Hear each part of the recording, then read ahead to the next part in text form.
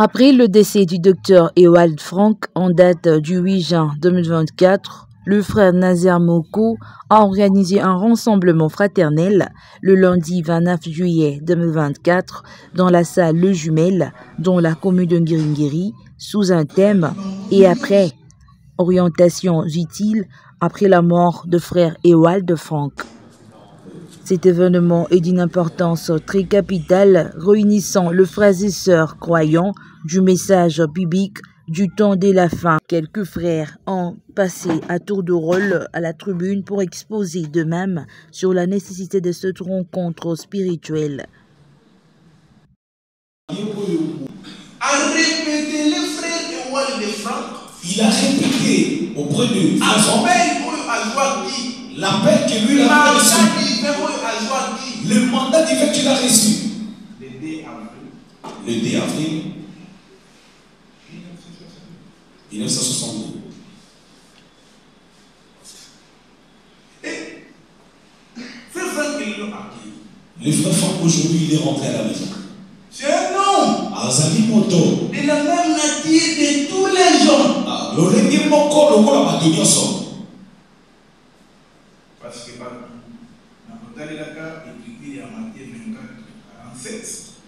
conformément à l'écriture de Matthieu 24, 47, demeurer ensemble ayant de différentes opinions. Et dès que nous sommes là, il est vrai que nous avons la même doctrine. Je prie que Dieu conduise mon frère Nazer. Et ce soit Dieu qui parle au travers de lui. Si cela n'a pas lieu, notre venue en ce lieu serait vaine. Que Dieu conduise notre frère pour que nous demeurions dans l'unité de la foi. Après ces interventions, l'initiateur de cette rencontre, le frère Nazer Moko, a prêché les frères et sœurs à continuer à suivre les transmissions de prédication de frère Frank Ewald. Il a insisté aussi sur l'importance de tourner davantage vers la parole de Dieu et être guidé par le Saint-Esprit. Il rajoute que la Bible n'a pas parlé de la personne qui va remplacer le docteur Frank Ewald. Dieu a envoyé un prophète promis. À la fin du Nouveau Testament, Dieu a envoyé un prophète promis. Oui, j'étais un grand prophète. Mais il n'était pas un prophète promis. Isaïe était un grand prophète. Il n'était pas un prophète promis. Ézéchiel était grand. Mais il n'était pas promis. Jean-Baptiste. Alléluia. La différence c'est Moïse. Ézéchiel et Zacharie. Jean-Baptiste. Il était prophète. Il était un prophète promis. Jean chapitre 1er. On pouvait lui poser la question. Prophète promis. Docteur promis. Amen. Ça c'est vrai. Alléluia. Amen. Qui est prouvé ou pas? Nous étions éprouvés. Puisque nous nous sommes demandé le fait que ces grands ministères partent. L'écriture n'a pas annoncé la venue d'un autre homme. Il n'y a aucune promesse. Il annonce un autre grand ministère. Et dans le cas présent, laisser échapper l'occasion a des conséquences irréparables pour l'éternité. Qui donc veut prendre ces risques? Pas moi.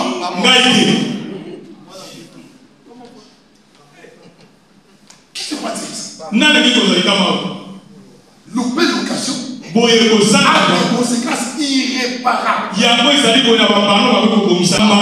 Les secousses qui tombent. Déjà vous attendez des lois qui tombent sur le culte, ça va secouer. Mais c'est le défaut qui nous aidera à résister. Et nous savons. Et c'est ça qui nous console, frère. Ce qui a commencé en nous, cette bonne œuvre, il l'amènera à la chair. Vous savez, frère, Dieu dit à Israël, vous passerez par la montagne de Séhir et vous rencontrerez les enfants d'Ésaü. Ne les combattez pas. Car je ne vous donnerai même pas de quoi poser la plante de pied sur leur territoire. J'ai donné la montagne de Séhir à Ésaü. Le jour où j'ai dit ça, si tu tues Abéli, Dieu ne prendra jamais ce qu'il a donné à Abéli pour te donner.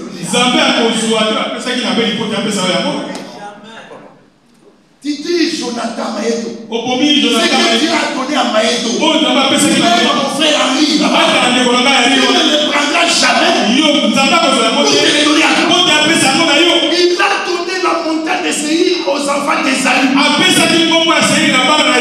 Et il dit à Israël, ne combattez pas mon frère.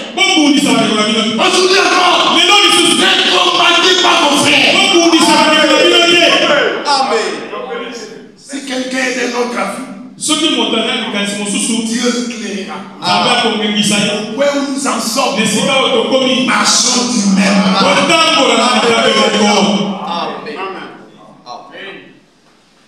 Et la grâce de Dieu soit avec nous. Le temps qu'on a parcouru est très long.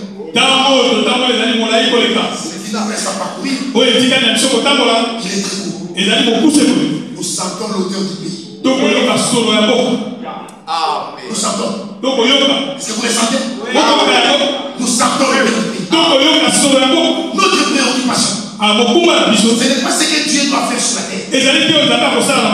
Non. Il y a des choses qui ne dépendent pas de notre foi. Que l'on croit. Que l'on ne croit pas. Les États-Unis seront détruits. Que l'on croit. Que l'on ne croit pas. Los Angeles sera enseveli. Que l'on croit. Que l'on ne croit pas. La bataille d'Armageddon aura lieu. Mais notre préoccupation, c'est ce que nous devons voir en nous.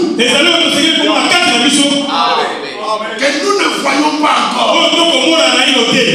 Ce message a fort édifié les participants venus de quelques coins de la capitale. Cette rencontre a raffermi les frères et sœurs de cette communauté qui ont été choqués par la disparition fort éminente de frère Ewald Frank. Sortis très confiants et remplis d'espoir sur les nouvelles orientations reçues par le frère Nazer Moko, responsable de l'extension du Bumbu. Le monde a connu un événement particulier. Il y avait un homme mandaté de Dieu qui était vivant sur la terre. Et plusieurs connaissent le frère Ewald Frank, un docteur promis de Dieu, qui a eu un ministère avec un impact très, très important et qui a prêché la parole dans plus de 185 pays sur la terre. Et cet homme vient de finir sa course. Comme l'Écriture le dit, les prophètes devaient tous partir. Même David, après avoir servi au dessein de Dieu, il est parti. Mais il était question de se rappeler les orientations que le Seigneur a données sur le petit temps qui nous sépare de ce moment jusqu'au retour du Seigneur. Puisque le Seigneur reviendra, mais alors que le dernier grand ministère promis vient de partir, nous devrions donc nous rappeler un certain nombre de choses dites dans les Écritures pour que la marche se fasse de même pas jusqu'à l'objectif final, le retour physique de notre Seigneur Jésus-Christ. Le prophète Balaam était un prophète connu puisqu'il est dans les Écritures, comme Jean-Baptiste. Souvenez-vous quand on a dit à Jean-Baptiste, qui es-tu? Que dis-tu de toi-même? Jean évoquait le verset dans lequel il s'est retrouvé. Il dit, je suis la voix de celui qui crie dans le désert. Donc, autrement dit, je suis Ésaïe chapitre 40, verset 3. William Bernard pouvait dire, je suis Malachie 4, 5 à 6. Joël de Femme pouvait dire, je suis Matthieu 24, 47 à 47. C'est des hommes qui tirent leur légitimité des Écritures. Eux-mêmes, ils ne savaient pas. jusqu'à ce que le Dieu qui les a appelés leur dise, voici les Écritures sur base desquelles je vous ai appelé. C'est ce qui fait qu'aujourd'hui, dans la Bible, c'était une question qui est ce serviteur fidèle et prudent. Mais aujourd'hui, nous connaissons ces serviteurs et prudents. Nous avons la réponse. Il s'agit de Walfa qui a exécuté plus de 70 ans de ministère et qui vient de partir après avoir servi au dessein du Seigneur.